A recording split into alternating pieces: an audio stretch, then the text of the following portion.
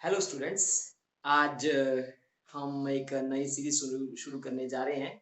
जैसा कि आप सभी लोग टेस्ट देते हैं, कोई भी टेस्ट हो सरकारी नौकरी के लिए, कोई भी टेस्ट हो, छोटा से छोटा टेस्ट भी, तो उसमें हर जगह बोलने का मतलब आपको मैथ्स की जरूरत पड़ेगी, है ना। मैथ अगर आपको आएगा तो रीजनिंग की जरूरत भी पड़ जाएगी। आज का जो वीडियो बनाने का मेन टॉपिक है कि मैं खुद ये चाहता हूँ कि सारे के सारे जो इस चीज़ को देख रहे हैं वो सारे के सारे सरकारी जॉब करें, चाहे वो आर्मी में हो या कोई क्लर्क वाली लाइन में हो, चाहे एचएएस की प्रिपरेशन कर रहे हो, चाहे कहीं भी कर रहे हो जहाँ पे मैथ आता है और मेंटल इंटेलिजेंस आती है, तो इन सभी चीज़ों में आपको पता ही है कि मैथ का इस्तेमाल किया जाता है, मैथ का यूज़ किया जाता है। तो मैं आज जो है जिस नए चैप्टर की शुरुआत करने जा रहा हूँ, वो मैं भी आपको बता दूँगा, लेकिन मेरा ऐसा मानना है कि मैथ में आपको सिर्फ़ 2 चैप्टर आना बहुत ज़रूरी है।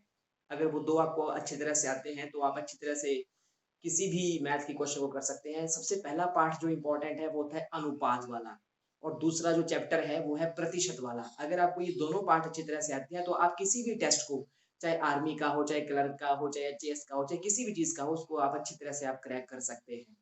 मेन मोटिव यही है वीडियो बनाने का, ताकि आप सरकारी नौकरी करें। मैं खुद ये चाहता हूँ, मेरी खुद की ये मंशा है, इसीलिए इस वीडियो को इस कार्यक्रम को शुरू किया गया है। तो चलिए आज हम एक नई सीरीज़ की शुरुआत करने जा रहे हैं, और मैं उम्मीद करता हूँ जहाँ आपको कहीं कुछ पता नहीं चलेगा तो आप मेरे से कमेंट में पूछ लेंगे।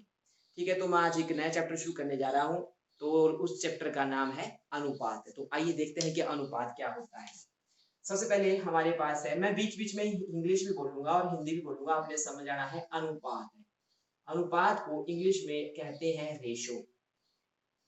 देखिए, मान लेते हैं मेरे पास एक टोकरी है जिसमें मैंने क्या किया हुआ है, 10 केले डाले हैं और मेरे पास 5 सेब हैं।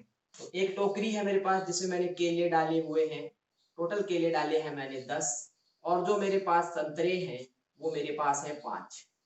ठीक है, तो मेरे को कहा जाता है कि इसका अनुपात निकाल, तो मैं लिखूंगा केले बटा संतरे इज इक्वल टू 10/5। तो इस चीज का पहले मतलब क्या हुआ? इस चीज का मतलब ये हुआ कि हमारे पास उस टोकरी में जो टोटल फ्रूट है वो है 15, क्योंकि 10 केले हैं और 5 संतरे हैं, तो हमारे पास टोटल फ्रूट हुए 15। तो 15 फ्रूट में जो हमारे पास 10 केले हैं और 5 संतरे हैं, इसका मतलब ये हुआ कि उस टोकरी में 10 केले के पीछे 5 क्या है, संतरे। ठीक है, अगर मैं इसको काट देता हूं, काटिए, 5 तो 5 5 तुम्हारे पास आएगा 2/1। तो मैं ये कहूंगा कि उस टोकरी में एक संतरे के पीछे, देखिए, एक संतरे के पीछे उस टोकरी में 2 केले मौजूद हैं। ध्यान से देखिएगा, पहले रेशो को समझना, अनुपात होता है क्या उसको समझना बहुत जरूरी है। अनुपात का मतलब हम ज्यादातर यही बोलते हैं बटा, लेकिन एक्चुअली उसका मतलब क्या है कि उस टोकरी में 10 केले के पीछे 5 संतरे थे। और एक्चुअली जब मैं इसको कैंसिल किया तो इसका मतलब ये आया कि हमारे पास उस टोकरी में एक संतरे के पीछे 2 केले थे, या उल्टा भी कह सकते हैं कि 2 केले के पीछे एक संतरा था उस टोकरी के अंदर। लगे पता? तो ये होता है अनुपात का मतलब कि टोटल 10 संतरों के ऊपर 5 केले, सॉरी 10 केलों के ऊपर 5 संतरे हैं, यानी कि आपने उसको सॉल्व किया तो हमारे पास आया 2/1। मतलब उस टोकरी में यदि एक संतरा है तो उसके पीछे 2 संतरे दे रखे हैं टोकरी में। या आप ये भी कह सकते हैं कि अगर उस टोकरी में 2 केले हैं तो उस 2 केलों के पीछे उन 2 केलों के साथ एक संतरा है। उस टोकरी में 2 केलों के साथ एक संतरा है, तो हम कहेंगे उस टोकरी में केले और संतरे का क्या अनुपात हुआ, 2/1। तो ये होता है अनुपात का मतलब। देखिए, अब मैथ इंपॉर्टेंट है और मुश्किल जरा नहीं है। अगर कोई चीज आपको नहीं आ रही है, इसका मतलब आपका बेसिक थोड़ा सा पीछे रह गया, तो आपने पहले बेस को समझना है। तो यहाँ पे हमारे पास क्या है, केले बटा संतरे। एक चीज और, तो यहाँ रेशियो आई 2/1। अब हम एक चीज और करते हैं, जैसे मान लीजिए मेरे पास एक नंबर है ए और दूसरा नंबर है बी। एक नंबर है ए, यहाँ पे है, एक नंबर है मेरे पास बी है। देखिए, 3 चीजें होती है हमारे पास। एक होती है भिन्न, जिसे आप कहते हैं इंग्लिश में फ्रैक्शन, ठीक है। और एक चीज हमारे पास होती है, इसको आप रेशो भी कह सकते हैं, भिन्न को ही आप रेशो कह सकते हैं, बिल्कुल कह सकते हैं, क्यों नहीं कह सकते। और एक हमारे पास होता है परिमेय संख्या। अब आपको पता ही है कि परिमेय संख्या भी हमारे पास बटे में होती है, जैसे कि p/q। याद रखें, एक भिन्न में और भिन्न और रेशो एक ही चीज है, भिन्न और रेशो एक ही चीज है, लेकिन परिमेय संख्या भी बटे में ही होती है। जैसे रेशो देखिए यहाँ पे बटे में आ रही है, उस तरह से परिमेय संख्या भी बटे में ही होती है, लेकिन इनमें एक डिफरेंस होता है। परिमेय संख्या हमारे पास माइनस में हो सकती है, लेकिन भिन्न या रेशो ये कभी माइनस में नहीं होंगी। ये आप ध्यान रखिएगा, ये डिफरेंस है भिन्न और परिमेय संख्या में। यानी अब ये कह सकते हैं कि भिन्न और रेशो एक ही है, लेकिन परिमेय संख्या हमारे पास अलग चीज होती है। परिमेय संख्या हमारे पास माइनस में भी हो सकती है, लेकिन भिन्न और रेशो हमारे पास जो है वो माइनस में नहीं होगी है। अच्छा, एक चीज और, मान लीजिए आपको दे रखा है कि किसी सवाल में दे रखा है कि ए अनुपात को हम इस दो बिंदुओं से लिखते हैं, ए अनुपात बी आपको दे रखा है 3:4। तो उस केस में याद रखिएगा, जब आपने सवाल हल करने हैं तो इसका सीधे सा मतलब ये हुआ a इज इक्वल टू 3, के मान लीजिए आपकी मर्जी है, ठीक है, x मान लीजिए, और b का जो मान होगा वो 4 होगा।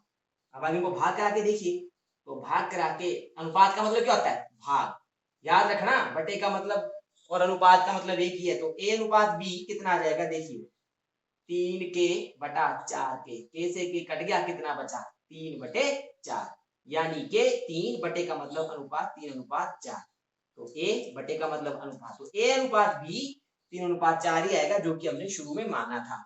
तो जब आपने सवाल करने हैं और आपको रेशो दे रखी हो दो संख्याओं के बीच की, तो याद रखें उस केस में आपने उस संख्या को मानना है जैसे इसमें मानना हुआ a इज इक्वल टू 3 के और b इज इक्वल टू 4 के।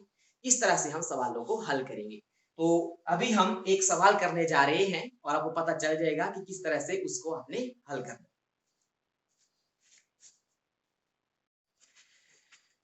तो स्टूडेंट्स, जैसा कि आपने अभी तक जितना मैंने रेशो के बारे में बताया, जो अगर आपने वीडियो बड़े ध्यान से देखा है, तो अब हम सवाल करने जा रहे हैं। सवाल में दे रखा है, एक टेस्ट में आया हुआ सवाल है कि दो संख्याओं में अनुपात 3:5 है।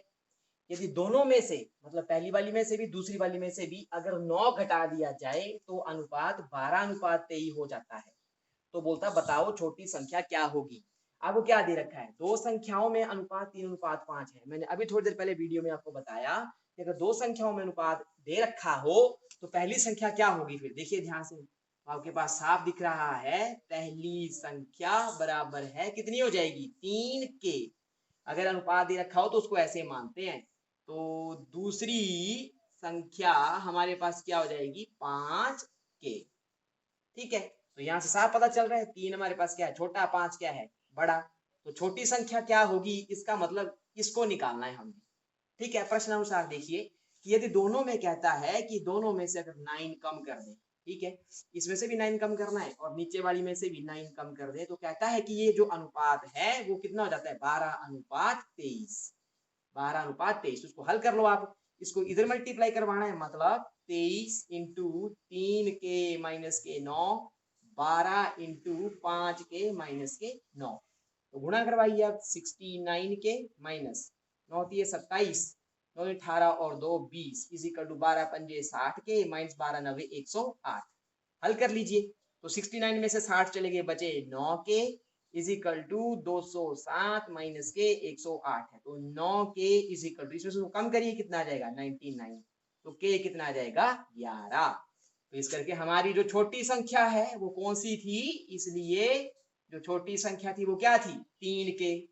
तो 3 के की वैल्यू कितनी आई हमारे पास, 11। तो 11 की 33, तो छोटी संख्या की वैल्यू 33 होगी।